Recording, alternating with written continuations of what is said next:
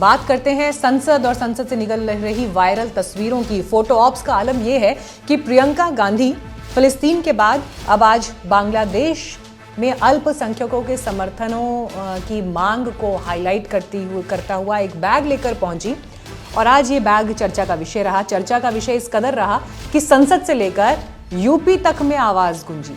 CM Yogi Adityanath ने सीधे सीधे कह दिया कि कांग्रेस की एक सांसद बांग्लादेश फिलिस्तीन लिखा बैग लेकर घूम रही हैं और हम यहां पर यूपी के युवाओं को इजराइल में रोजगार के लिए भेज रहे हैं। कल कांग्रेस के एक नेत्री संसद में फिलिस्तीन का बैग लेकर घूम रही थी और हम यूपी के नौजवानों को इजराइल भेज रहे हैं। वहां पर यूपी के अब तक लगभग 5,600 से अधिक नौजवान इजराइल गए हैं निर्माण कार्य करने के लिए और हर नौजवान रहने का फ्री, खाने का फ्री और 1.5 लाख रुपए उसको वहां पे अतिरिक्त मिल रहे हैं और पूरी सुरक्षा की गारंटी भी है।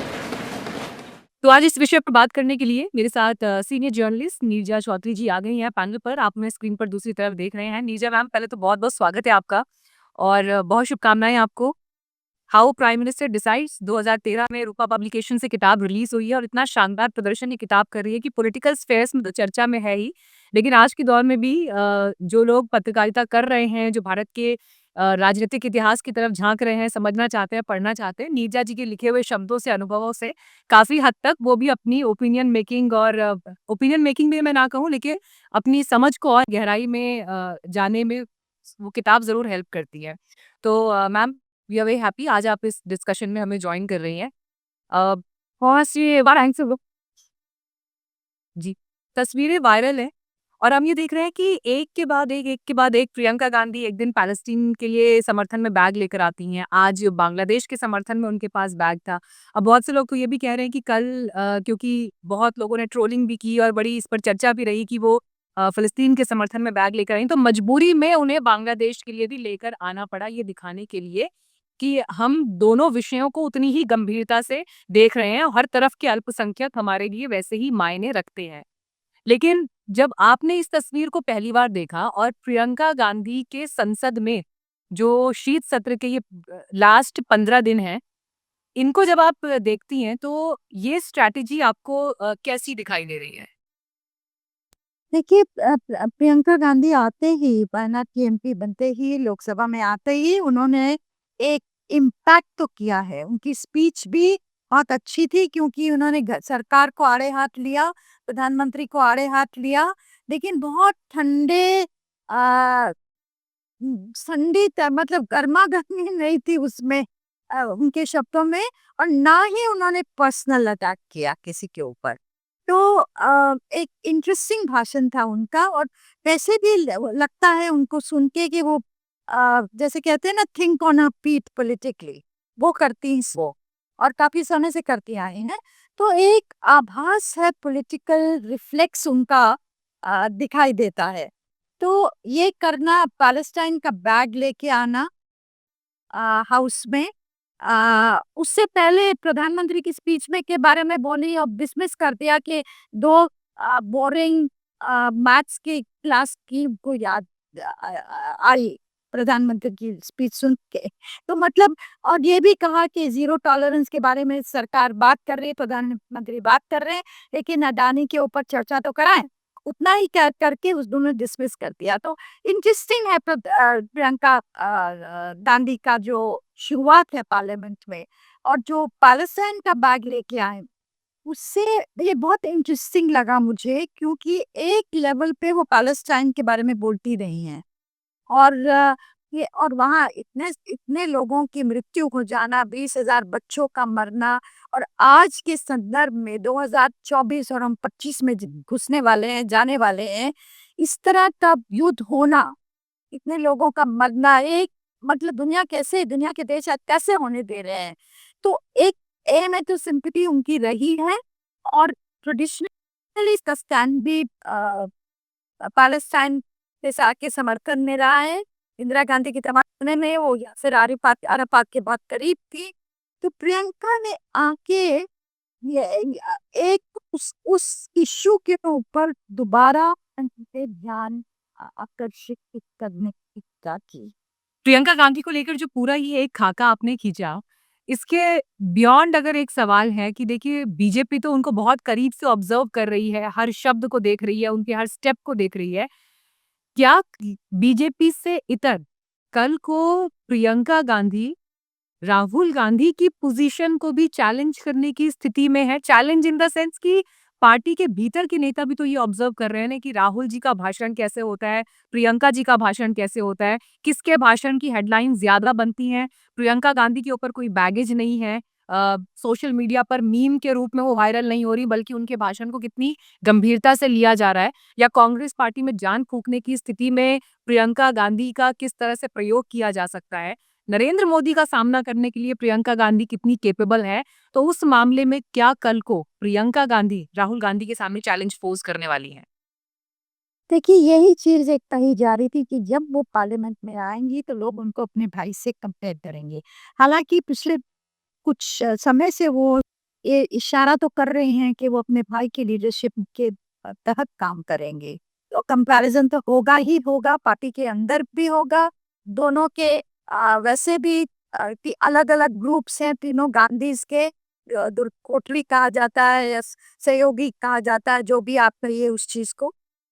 तो ये तो होना ही है। कितना टाइम लगेगा उसमें मुझे लगता है ज्यादा टाइम नहीं लगना है। और राहुल गांधी ने तो अपने आप ही कंपेयर कर दिया कि प्रियंका की स्पीच के बाद, और बोला कि मेरी डेब्यू स्पीच इतनी अच्छी नहीं थी जितनी मेरी बहन की थी। तो कंपैरिजन तो उन्होंने ही कर दिया। अ, हालांकि दोनों का रोल बहुत अलग रहेगा, और लेकिन फूक फूक के उनको कदम लेना पड़े। पर मुझे लगता है कि बहुत जल्दी प्रियंका अ, उभरेंगी नरेंद्र मोदी काउंटर करने के लिए। और ये पॉइंट इसके साथ मैं 2 बातें और जोड़ना चाहूँगी। एक तो ये कि नरेंद्र मोदी अब अगले साल 75 वर्ष के हो जाएँगे और ये उम्र का वो दायरा होगा, जो उन्होंने खुद रखा है कि इसके बियॉन्ड तो फिर मार्गदर्शक मंडल का रास्ता खुलता है। और 75 प्लस में वो खुद ही बिलीव नहीं करते थे। उन्होंने और बहुत सारे नेताओं को बीजेपी में किनारे किया है कि यंग लीडरशिप के लिए बाकी नेताओं के लिए जगह हो। लेकिन अब जब वो खुद उस एज के दायरे में आएँगे, तो उस समय उनका पॉलिटिकल नैतिक स्टैंड क्या होगा, मॉरल स्टैंड क्या होगा, इस पर देश की भी नज़र होगी और ऑपोज़िशन की नज़र तो बहुत ज़्यादा होगी। और अभी तक क्योंकि राष्ट्रीय पार्टी के लिहाज से जब कांग्रेस को देखते हैं, फुटपाथ जिस पार्टी का पूरे देश में है, वो कांग्रेस ही है बीजेपी के सामने। अखिलेश यादव अपनी जगह हो सकते हैं, ममता बनर्जी अपनी जगह हो सकती हैं, अरविंद केजरीवाल अपनी जगह हो सकते हैं, लेकिन कांग्रेस को रिप्लेस करने की अभी एकदम से एग्ज़ैक्ट स्थिति में कोई नहीं दिखाई देता है। तो उस लिहाज से जो ऑपोज़िशन का अलायंस भी है, वो माइनस कांग्रेस तो मजबूत स्थिति में नहीं ही आएगा। तो ऐसे में प्रियंका गांधी की स्थिति और मजबूत होती हुई दिखाई देती है, बशर्ते यहाँ से उनकी पॉलिटिकल जर्नी आगे कैसे किस दिशा में जाती है। वो बात आप बिल्कुल सही कह रही हैं, क्योंकि एक करिश्मा भी है। और लोग हो सकता है उन्हें अभी प्री मैच्योर है सब कुछ कहना। इस समय इतनी अटकलबाजी नहीं करनी चाहिए, देखना चाहिए कि कैसे स्थिति उभरती रहो। और नरेंद्र मोदी भी 75 साल के हो जाएंगे। एक सीनियर लीडर से मैंने पूछा था भाजपा के, उन्होंने कहा रूल्स है तो रूल्स बदले भी जा सकते हैं, पूरी नहीं है कि वो मार्गदर्शक मंडली में, ऐसा लगता तो बिल्कुल भी नहीं है। और जहाँ तक अमित शाह ने तो कह हाँ ये भी कह दिया था कि वो तो 2029 में भी पार्टी को लीड करेंगे चुनाव। हाँ, तो अभी तो ऐसा ही लग रहा है, उनकी पॉपुलैरिटी तो है कायम। तो 2024 में धक्का लगा था, कुछ स्टेट्स में धक्का लगा था, और उसको वो सुधारने की कोशिश कर रही है पार्टी। लेकिन प्रियंका मुझे लगता है उसको बहुत बारीकी से देखना चाहिए, देखेंगे लोग। मैं बार बार ये कहूंगी कि it's too early but this possible. लेकिन आपने एक बहुत इंटरेस्टिंग लाइन दी कि अभी ये सब अटकलबाजी ही होगी या एक तरह से कयास लगाना होगा। आगे क्या होता है वो देखना दिलचस्प होगा। लेकिन भारत में पॉलिटिकल डिस्कोर्स में स्थिति ये है कि जो पुरानी चीज़ों को वापस लाया जा रहा है, जो कहते हैं ना कि पुरानी बोत क्या वो जिन निकालना, पुराने जिन्नों को बाहर निकालना बॉटल में से, तो उस तरह की जो परिस्थिति है खड़ी हो गई है। बीजेपी ने पुराने लेटर्स मांग लिए हैं। और कादरी साहब का तो स्टेटमेंट है बकायदा, जब वो ये कह रहे हैं कि जो नेहरू जी ने खत लिखे हैं उनकी चिट्ठियों को सोनिया गांधी गांधी परिवार बेसिकली वापस लौटाए। और सोनिया गांधी जी को पहले भी चिट्ठी भेजी गई, अब इस बार उन्होंने राहुल जी को चिट्ठी लिखी है कि ये मसला है और हमें ये चाहिए। मैं आपसे ये जानना चाहती हूँ मैम, क्योंकि जब इन चिट्ठियों की बात आती है, ठीक है, देश को जानने का हक है, सार्वजनिक प्लेटफॉर्म में हो तो कोई बुराई भी नहीं, लेकिन एक तो टाइमिंग, किस टाइमिंग में ये स्टेटमेंट आया है, जब ये चिट्ठियों की जरूरत पड़ी है, आखिर इस वक्त अचानक क्यों सरकार को ऐसा लगा कि ये चिट्ठियां उन्हें वापस हासिल करनी है? इसका पॉलिटिकल मैसेज क्या है? देखिए, ये चिट्ठियों का जो मसला है, ये 1971 में ये दी गई थी नेहरू मेमोरियल लाइब्रेरी को, वुमेन लाइब्रेरी। और 2008 में सोनिया गांधी ने वापस ले लिया। तो कहा, जो मैंने पढ़ा है कि कहा जा रहा था कि ये सेफ कीपिंग के लिए दी गई थी, ये गिफ्ट नहीं थी। इंदिरा गांधी के द्वारा दिया गया था नेहरू मेमोरियल फंड द्वारा। तो ये प्रॉपर्टी फैमिली की है, प्राइवेट पेपर्स हैं, प्रॉपर्टी फैमिली की है। तो अब सरकार की तरफ से गुजारिश है, और कादरी साहब ने बोला है कि रिसर्च के लिए, हिस्टोरियंस के लिए बहुत ही वैल्यूएबल मटेरियल है। और वैल्यूएबल तो है, जवाहरलाल नेहरू पहले प्रधानमंत्री की चिट्ठियां आइंस्टाइन को, एडविना माउंटबेटन को, जयप्रकाश नारायण को, गोविंद वल्लभ पंत को, जगजीवन राम, बहुत नेताओं को लिखी। तो बहुत ही रिच मटेरियल है इस स्टडी का। तो और इससे फायदा होगा स्कॉलर्स को, रिसर्चर्स को। वो अपनी जगह ठीक है, लेकिन अब ये डिसीजन तो नेहरू परिवार का है, सोनिया गांधी का है और परिवार का है। लेकिन ये कहा जा रहा है कि क्योंकि Nehru belong to the nation, तो उनके papers should also belong to the nation. लेकिन अगर स्किप होती, नॉर्मल, मैं जो कहती हूँ नॉर्मल होती, अभी क्या है, इतनी कटुता है गांधी परिवार और बीजेपी की साइड में। कॉन्स्टिट्यूशन के ऊपर बहस में प्रधानमंत्री ने गांधी परिवार पे ही अधिकतर प्रहार किया। तो शायद उनको लगे कि अगर हम देना भी चाहें और दें, तो क्या हमारे खिलाफ ही पॉलिटिकली इसका इस्तेमाल होगा। जैसा मैंने कहा कि क्या वो उनके मन में ये तो आएगा कि क्या हो जाएगा कि आप बैल मुझे मार। हालांकि मैं मानती हूँ कि ऐसी चिट्ठियां बिलोंग टू द नेशन, बिल्कुल बात सही है, स्कॉलर्स को एक्सेस होना चाहिए इस पे। पर आज की स्थिति में इतना, जैसे मैंने कहा, कपिता आ गई है रिश्तों में। अब ऑपोजिशन का अपना रोल है, सरकार का अपना रोल है, तो दोनों के।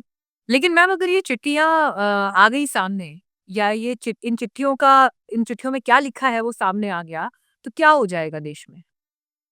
नहीं, होने को तो हो जाएगा। पर जैसे कि बार बार पूछा जा रहा है, नेहरू ने बिना माउंटबेटन को क्या लिखा, मतलब क्या उनके किस तरह के रिश्ते थे, क्या उसको अहमियत दे के। क्योंकि ठीक है, आज सरदार पटेल की फैमिली, अगर सरदार पटेल के पेपर्स हों, बट आज उनकी फैमिली के मेंबर पॉलिटिक्स में नहीं है, उनकी करंट पॉलिटिक्स उससे नहीं जुड़ी हुई है। नेहरू परिवार की पॉलिटिक्स आज भी सोनिया गांधी की पॉलिटिक्स, प्रियंका राहुल की पॉलिटिक्स करंट पॉलिटिक्स है, जिसके खिलाफ नेहरू की चिट्ठियां और उन्होंने जो लिखा इतने साल पहले, उसका इस्तेमाल हो सकता है। मुझे लगे सब सवाल होंगे उनमें, आप कैसे कर सकते हैं ना। कुछ पॉइंटर्स जिन पर मेरी भी नज़र गई। अब जैसे कमला नेहरू जी की जो चिट्ठी है, जो उन्होंने जेपी की जो पत्नी है प्रभावती, उनको लिखी है।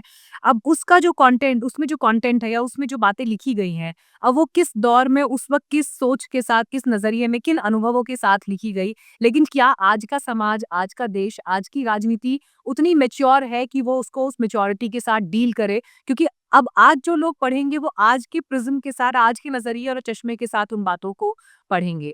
या फॉर एग्जांपल, मथाई साहब ने जब रेमिनिसेंस ऑफ नेहरू एज किताब लिखी, और उस किताब में उन्होंने विजय लक्ष्मी पंडित और सैयद हुसैन के बारे में जो लिखा कि जो उनके रिश्ते से जुड़े कागज थे, कैसे वो डॉक्यूमेंट्स खुद नेहरू जी ने ही जला देने के लिए बोले थे। तो इस तरह की बातें जब आज के दौर में पब्लिक प्लेटफॉर्म पर आएंगी, तो क्या देश, समाज और आज की राजनीति उसे पढ़ने समझने के लिए या खुले दिमाग से उस पर ओपिनियन रखने के लिए उतनी मेच्योर है? आई थिंक देखो, एक डेमोक्रेसी में ये सब रिस्क तो लेने पड़ते हैं, और नहीं तो आप कुछ भी नहीं निकलने देंगे। किसी ना किसी को तो धक्का मिलेगा उससे। और लेकिन जैसा मैंने कहा कि जेपी का आपने जिक्र किया, जेपी की वाइफ को कमला नेहरू ने बहुत चिट्ठियां लिखी थी, और जेपी मूवमेंट के दौरान ही इंदिरा जी को जाके वो चिट्ठियां वापस कर दी थी कि मैं नहीं चाहता कि ये गलत हाथों में पड़े, मतलब इनका गलत और पॉलिटिकल इस्तेमाल हो। तो उन्होंने उनके जो सहयोगी थे, जनता पार्टी वाले, जो कि कांग्रेस की खिलाफत कर रहे थे, जेपी ने अपने आप इंदिरा जी का रेजिग्नेशन मांगा था। तो वो पॉलिटिकल लड़ाई थी, पर्सनल नहीं थी, और वो उन्होंने जाके कहा था।